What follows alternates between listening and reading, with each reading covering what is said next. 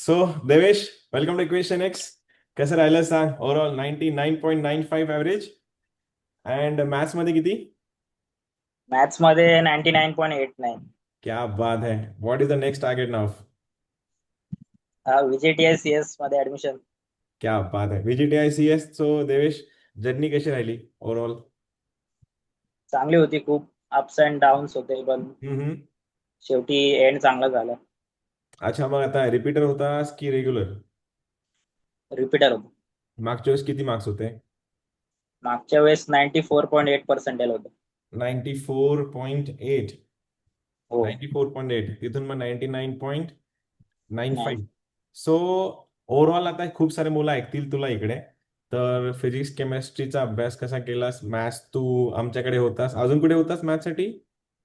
हो, मॅथ्स साठी अंकुशचा गणितांक तिथे पण होता तो. गणित अंक. ओके, स्टार्टिंगला त्यांच्याकडे होतास का? नंतर हो. आपल्याकडे आलास समजा. ओके, सो हो. कॉन्ट्रीब्युशन दोन्ही टीचर्स फार मोठं लागलं म्हणजे तुला.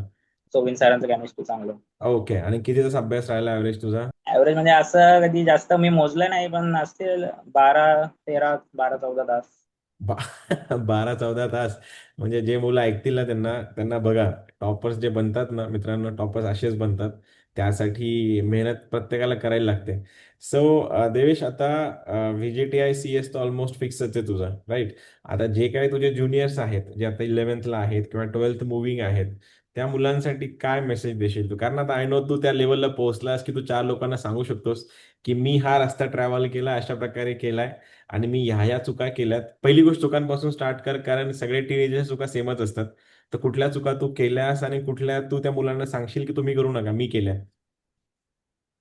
ते 11-12 मध्ये चुका अशा झाल्या की म्हणजे चॅप्टर शिकवत गेले क्लासेस मध्ये, पण रिव्हिजनच मी केलं नाही. अशा हम्म. चुका झाल्या. किंवा टेस्ट होत होत्या, तर त्या टेस्टच्या आधी पण मी रिव्हिजन केले नाही, तसंच टेस्टला गेलो. अशा हम्म. चुका झाल्या. ओके. त्यानंतर एक्झाम मध्ये पण कधी कधी पॅनिक झालो. ऍक्च्युअल एक्झाम मध्ये, जेईच्या किंवा सीईटीच्या.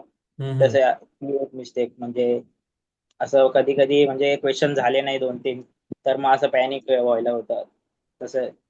तर त्यावर आपण काम केलं पाहिजे, म्हणजे जास्तीत जास्त मॉक टेस्ट दिल्या पाहिजे आणि त्याचं अनालिसिस पण केलं पाहिजे. तर मग ऍक्च्युअल एक्झामला आपण पॅनिक वगैरे होत नाही. आपलं 30-30-30 कसं राहिला? हो, तो तो रूल एकदम चांगला होता. म्हणजे त्यांनी कसं पहिल्या 30 मिनिट्स मध्ये सगळे इझी क्वेश्चन करून घ्यायचे. मग मीडियम आणि मग लास्टला एकदम हार्ड. परफेक्ट. मग आता जे काय मुलं आहेत समजा, होपफुली त्यांना जेव्हा तू भेटशील त्यांना तिथे, ज्या त्या मुलांना जिथं तू तेव्हा जिथं पोहोचलास, तिथे जास्तीत जास्त मुलांना पोहोचव, हेल्प कर त्यांना सर्वांना. आणि जे कोणी ऐकतायत समजा, देवेशने जे काही सांगितलं त्याला फॉलो करा तुम्ही. ठीक आहे, जास्त वेळ नाही घेत त्याचा, लेट चाललाय फार. रिझल्ट आला आणि आता मे मध्ये वाढून एक्सपेक्ट करतोय का हाच बेस्ट राहील तुझ्या मते? माझ्या मते हाच बेस्ट आहे, कारण मे मध्ये मार्क्स कमी झाले याच्यापेक्षा. हा हा हा. जाऊन आता आता जाऊन वगैरे थोडंसं पार्टी वगैरे करा, है ना? एन्जॉय करा थोडंसं, कॉलेज स्टार्ट होत आहे, थोडं फिटनेस वरती काम कर. आणि हो. आमच्या आमच्या सर्वांतर्फे we all are proud of you. Thank you so much. अजून जे काही ज्युनियर्स आहेत, आय होप तुम्हाला ह्याकडनं जे काही इनपुट्स मिळाले असतील. समजा बघा, सगळेजण तेच बोलत आहेत की तुम्ही टेस्ट सिरीजला जास्त महत्त्व द्या, एक्झामिनेशनमध्ये पॅनिक करू नका, आणि होईल तेवढा जास्त अभ्यास करा, कारण सक्सेस असा नसतो मिळत, त्यासाठी वेळ द्यावाच लागतो थोडंसं. सो देवेश, हो. Thank you so very much for joining and all the best for VJTI. And बघू काय करतील पुढे, राहू कॉन्टॅक्टमध्ये. ठीक आहे.